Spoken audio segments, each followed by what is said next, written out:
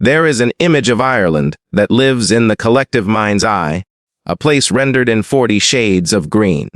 It's a vision of rolling hills dissolving into mist, of ancient stones that whisper tales to the wind, and of dramatic cliffs that stand defiant against the relentless churn of the Atlantic.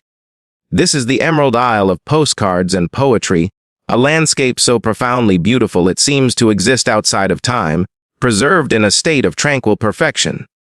It's an invitation, a promise of warmth and wonder. But to hold on to that image alone is to admire the stunning cover of a book while refusing to read its dense and complex chapters. The true Ireland, the one that breathes and evolves, is not a static landscape. It is a living, breathing paradox.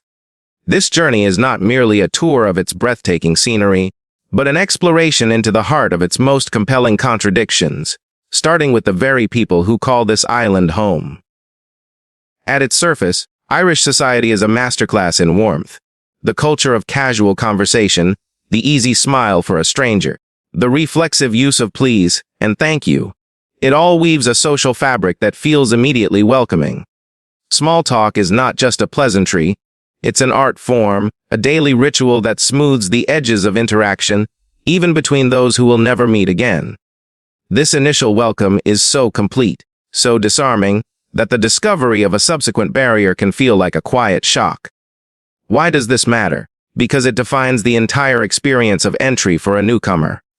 The paradox is this: while access to Irish friendliness is almost universal, access to the Irish inner circle is profoundly difficult.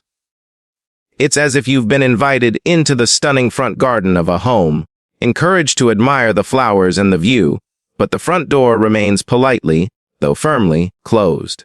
Imagine sharing laughter and stories with a local in a cozy pub, feeling an instant connection, a sense of belonging. Yet, weeks can turn into months, and that easy warmth rarely deepens into the intimacy of a shared meal in a family kitchen. Is this, then, a land of a million welcomes, but very few true entries? This isn't a flaw in the national character, rather, it's the quiet resonance of a history that has taught its people the profound difference between acquaintance and ally. It's a social architecture built for resilience, where community is a fortress with a beautiful, open gate, but walls that are high and thick. A culture that learned long ago that while smiles are easily given, trust must be painstakingly earned. To understand this, step inside any local pub on a Tuesday evening, far from the tourist-filled city centers. The air is thick with the low murmur of conversation, the rhythmic clink of glasses, and the faint, sweet scent of spilled stout on old wood. You are an observer on the edge of a world turning on its own axis. The laughter is genuine, the arguments about sport are passionate, the music that might spontaneously erupt is played from the soul. It is a scene of pure, unadulterated community. You can feel the warmth radiating from this core, a gravity that pulls everyone in the room together. The bartender knows not just names, but stories. The patrons are not just customers, they are neighbors, cousins, lifelong friends. And you, the outsider, are treated with nothing but kindness. You are served a perfect pint, offered a friendly nod, perhaps even drawn into a fleeting debate about the weather. Yet you remain in orbit. You are welcome to watch the fire, but you are not the one to stoke it. This feeling, this blend of inclusion and exclusion, is where the heart of the paradox beats strongest. This experience is not a riddle to be solved, but the very essence of the modern Irish experience for an outsider. It is the crucial first lesson in understanding the country. The open-hearted stranger and the tightly knit community are not two different Irelands. They are two sides of the same ancient coin, each face polished by the hands of history. The cheerful welcome is the nation's offering to the world, while the deep, guarded loyalty is its offering to itself, a sanctuary built over centuries.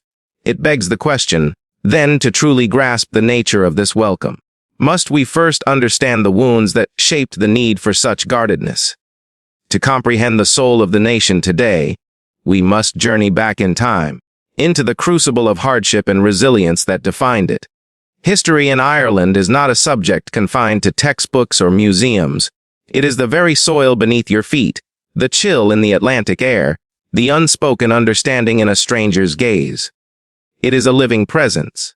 To understand the protective wariness we encountered in the warmth of a local pub, we cannot simply look at the present day. We must have the courage to trace the lines of the past, to touch the deep, foundational scars that shaped the nation's soul. This is not a journey into blame or sorrow, but into a profound understanding of resilience. We are stepping into the shadow of an event so catastrophic it redrew the map of the Irish heart forever. In the mid-19th century, a microscopic blight infected the potato crop, but what followed was a uniquely human catastrophe.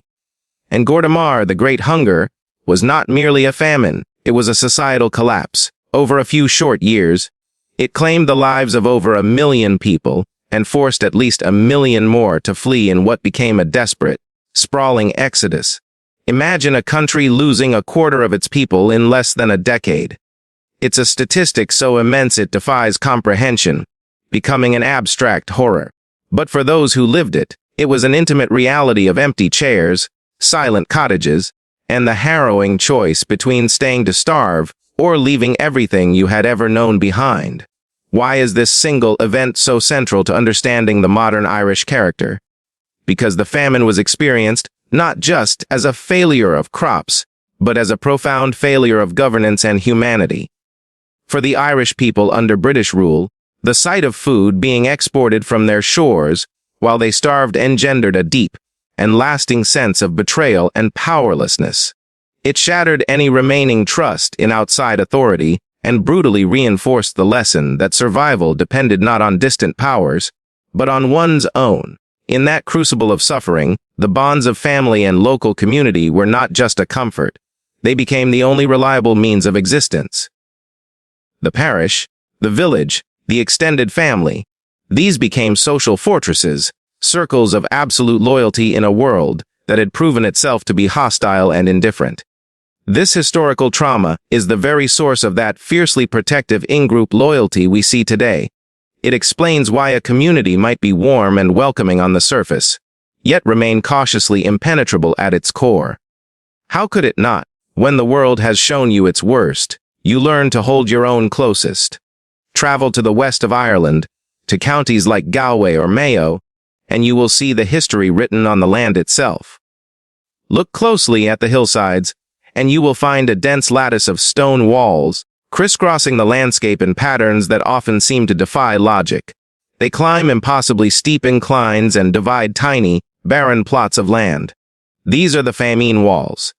Many were built as part of relief work projects, where starving men were forced to perform grueling, often pointless, labor in exchange for a pittance of food. Stand beside one of these walls. Run your hand over the cold, moss-covered stones. Each one was lifted and placed by a person on the brink of starvation. Feel the immense, silent weight of that labor. These walls are not just agricultural boundaries, they are monuments to desperation and endurance. They are a physical manifestation of a people's struggle, a silent, sprawling testament to a time when the land itself was both a prison and the only hope. To walk among them is to feel the echoes of that hardship, to understand that the landscape is not just a backdrop, but a silent witness that holds the memory of every soul who struggled here.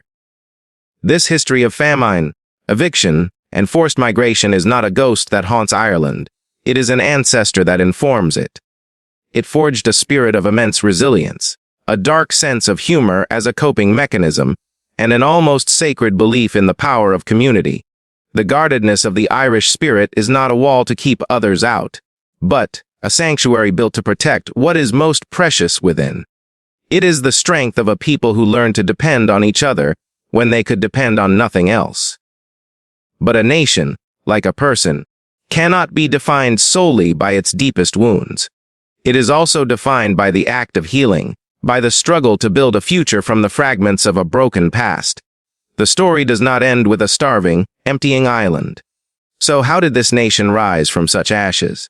How did it transform itself from a symbol of tragedy into the modern, complex, and vibrant country it is today, a place of both dazzling opportunity and new, unforeseen challenges? The Ireland that emerged from the long shadow of its history is a nation reborn. It has pulled itself from the brink, not by forgetting its past, but by harnessing the very resilience forged within it. The image of a poor, agrarian society has been replaced by the hum of a dynamic, modern economy, a global hub for technology and innovation. This transformation is nothing short of remarkable. It's a testament to a national will to not just survive, but to thrive. Yet, as with any rapid ascent, the journey creates its own unique pressures. The story of modern Ireland is a delicate dance, a constant negotiation between the golden opportunities it offers and the formidable challenges that come as their price. We now move from the echoes of the past to the vibrant, often complicated, pulse of the present. On one hand, the pull factors drawing people to Ireland are incredibly potent. Geographically, the island is a strategic marvel, a welcoming, English-speaking gateway to Europe, yet just a stone's throw from North America. This unique position has made it an irresistible base for multinational corporations, creating a surge of professional opportunities and fostering a genuinely international atmosphere. This influx of talent is complemented by one of the country's most cherished modern attributes, its profound sense of safety. The image of the Garda, the national police, as primarily unarmed protectors of the peace, is not just symbolic. It reflects a society with exceptionally low rates of violent crime and gun ownership. It speaks to a deep-seated cultural preference for de-escalation over confrontation, a social contract built on trust rather than fear. Add to this a work-life balance that is the envy of many, with a shorter full-time work week than in the UK or the US, and the picture of a modern utopia seems almost complete. Why then is this picture not as simple as it appears? Because for every dazzling opportunity, a shadow of challenge is cast. Consider the healthcare system. It is by global standards excellent, ranking among the world's best in innovation. Permanent residents are entitled to government-funded care, a pillar of social support. Yet, this is the very definition of a paradox. While the quality of care is high, the access to it can be agonizingly slow. A non-life-threatening but urgent issue might see you waiting 10 to 14 hours in an emergency room. The system is a victim of its own success and the nation's changing demographics, straining under a capacity that cannot meet the demand. It's a world-class service, but one that tests the patience of those who need it. This tension, between world-class quality and real-world accessibility, is a recurring theme in modern Irish life. Now, let's zoom in on the single greatest challenge, the one that dominates conversations from Dublin to Dingle: the housing crisis. Imagine a young professional, drawn to Dublin by a fantastic job offer at a leading tech firm. They arrive full of optimism, ready to embrace their new life. But that optimism soon collides with the brutal reality of the property market. Their days are spent excelling at work, their evenings and weekends consumed by an exhausting search for a place to live. They attend viewings where they are one of 50 people queuing for a single, overpriced apartment. They see rental prices that rival London or New York, consuming a staggering portion of their salary. If they dream of buying, they face a banking system that views them as a higher risk, offering daunting interest rates, if they qualify at all. This isn't just a financial strain, it's an emotional one. It's the feeling of being a vital part of a thriving economy, yet being denied the basic security of a stable home. This struggle is the sharpest edge of the modern Irish paradox, a country that welcomes your labor and talent, but can no longer afford to house you. This constant push and pull between opportunity and obstacle is the engine of daily life in today's Ireland. It is a nation that offers a safe and balanced lifestyle, but demands a high price of admission in terms of cost of living and housing. It has built a first-rate society, yet now struggles with the growing pains that success brings. The experience of living here is one of navigating these contradictions, of weighing the undeniable quality of life against its very real and often frustrating costs. This national-level view gives us the what and the why, but the lived experience is always local. The pressures and pleasures of life in Ireland are not uniform, they are shaped dramatically by place. The frenetic, expensive energy of Dublin is a world away from the bohemian, wind-swept rhythm of the West Coast. So, Where does one find their place in this land of contrasts? Our journey must now become more specific, exploring the distinct personalities of the cities that anchor this island. The soul of a country is not a monolith. It is a mosaic made up of the unique colors and textures of its places. To speak of life in Ireland is to speak in broad strokes, but to truly understand it, we must zoom in on the canvas. The experience of living here is not just shaped by national policies or historical forces, but by the street you walk down, the accent you hear, and the rhythm of the city you call home. The grand dance between opportunity and challenge we've observed plays out differently in every corner of the island. To find one's place, one must first understand the distinct characters of Ireland's urban hearts. We now turn our gaze from the national stage to the local, exploring the unique promise and personality of its three key cities. At the center of it all is Dublin. More than just a capital, Dublin is the nation's undeniable engine, its economic, political, and cultural epicenter. It is a city that thrums with ambition and a palpable, forward-moving energy. For anyone seeking career opportunities at the highest level, particularly in tech, finance, or law, Dublin is the natural and often only choice. It is home to Ireland's top universities, creating a youthful, vibrant atmosphere, and its large, active expatriate communities provide a ready-made network for newcomers. Dublin is where things happen. It is a city that feels connected, not just to the rest of Ireland, but to the rest of the world. But this relentless dynamism comes at a steep price. Dublin is the focal point of the nation's housing crisis, a reality that shapes every aspect of life here. It has earned the unenviable title of one of the most expensive cities in the world for renters. The dream of living and working in the capital often requires a significant compromise, be it living in a smaller space, enduring a long commute, or dedicating a disproportionate amount of income to rent.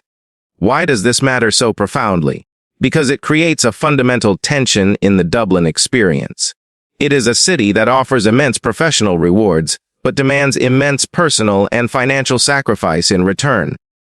It is a place of great opportunity, but one that can feel as though it is constantly testing your resolve, asking how much you are truly willing to pay for the privilege of being at its center. Now, let us travel west, across the heart of the country, until the landscape softens and the wild Atlantic comes into view.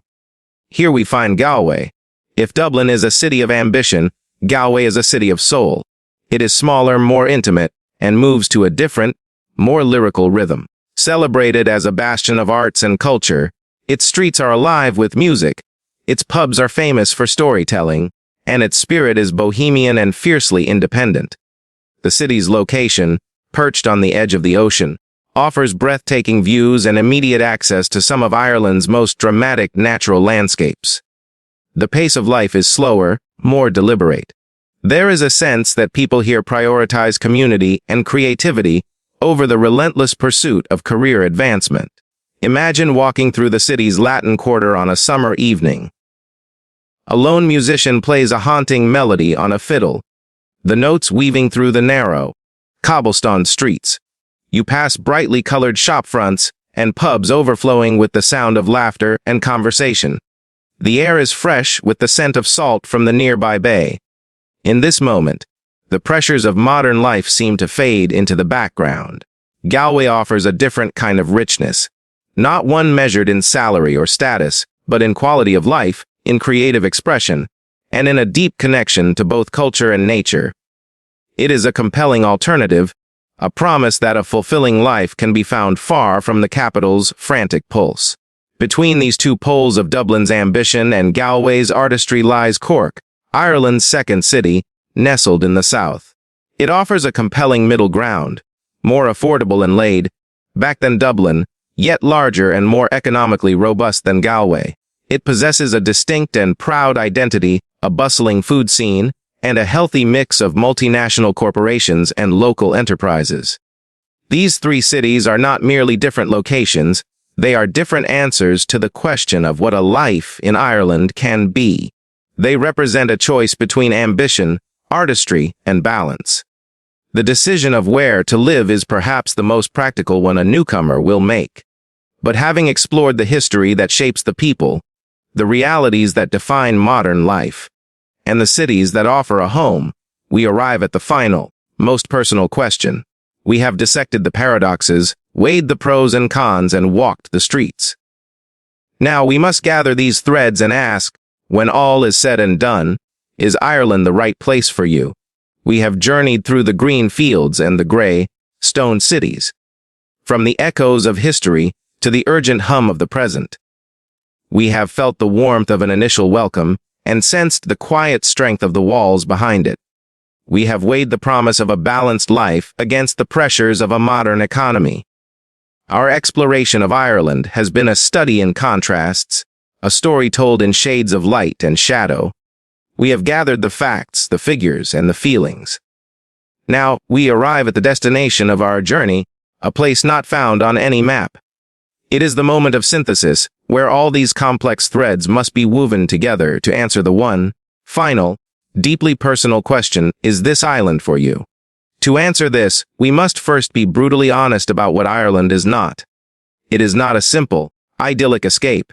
It is not a place where the sun shines reliably, nor is it a country where the path to prosperity is easy or affordable. If your primary goal is a low cost of living, predictable weather, or a society where you can seamlessly integrate into deep-rooted social circles within a short time, then Ireland will likely be a source of frustration.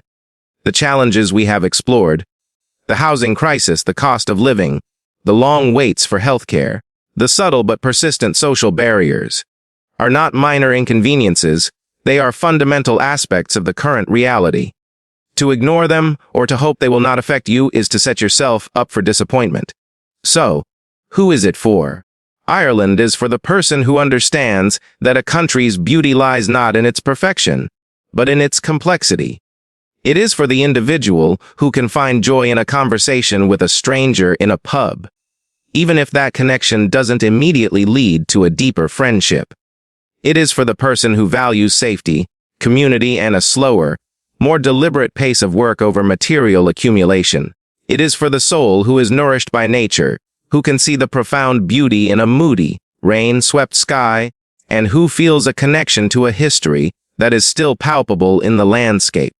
It is for someone who can appreciate a world-class healthcare system for the security it provides, while cultivating the patience required to navigate it. Ultimately, Ireland rewards not the impatient dreamer, but the pragmatic romantic, one who sees the challenges clearly, but decides that the unique rewards are worth the price of admission. Before you make your decision, perform one last thought experiment. Picture yourself a year from now. It's a Friday evening in November. The sky is dark by 4 o'clock, and a soft but persistent drizzle is falling. A quintessential Irish evening. You have finished your work for the week. Your 39 hours are done. You are not checking emails, your time is your own. You have two choices. You could be frustrated by the damp chill and the high price of a pint. You could be lamenting the rent payment that just left your account, or feeling a twinge of loneliness, still on the periphery of the social circles you see around you. Or, you could pull on a warm coat, walk to your local pub, and feel a genuine sense of peace. You see the fire glowing in the hearth. You hear the familiar murmur of conversation. You order your drink, and you feel a quiet contentment. You know that the weekend is yours, free and clear. You know you are living in one of the safest countries in the world. You know that the stunning coastline is just a short drive away for a windswept walk tomorrow. Your feeling in this single, ordinary moment will tell you everything you need to know. Is it a feeling of frustration or a feeling of home? In the end, Ireland does not offer easy answers. It offers a question. It asks what you truly value. It presents its paradoxes, its welcoming yet guarded people, its high quality of life at a high cost, its breathtaking beauty under often gray skies, and asks you to choose. The decision to move here is not a calculation to be made on a spreadsheet, but a resonance to be felt in the soul. It is a commitment to embracing the whole of the place, the light with the shadow. This has been our exploration of the Emerald Isle, a land of a million welcomes and a million complexities. We hope this journey has given you a clearer picture, not just of what it's like to visit, but what it truly means to live here. The rest of the story, the next chapter, is now yours to write.